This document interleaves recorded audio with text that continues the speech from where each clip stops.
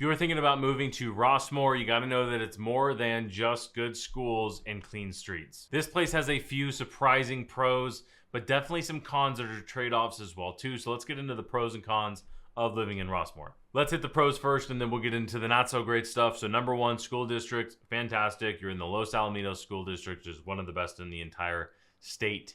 Number two is it is super safe, quiet, and it's actually rather walkable from a suburbs perspective.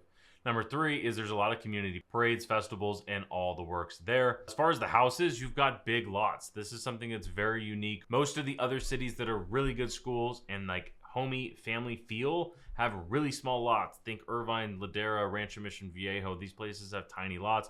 Rossmoor does not, much larger lots. Now, even though Rossmoor itself is quiet, from a location perspective, you're right at the south point of LA, the north point of Orange County, or the northmost Orange County, right next to Seal Beach. You're very close to Huntington, and you're right there for LA.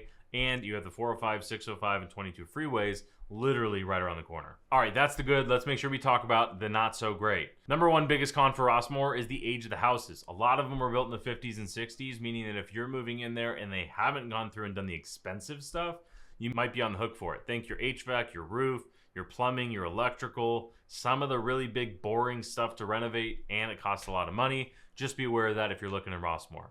Con number two is it's expensive.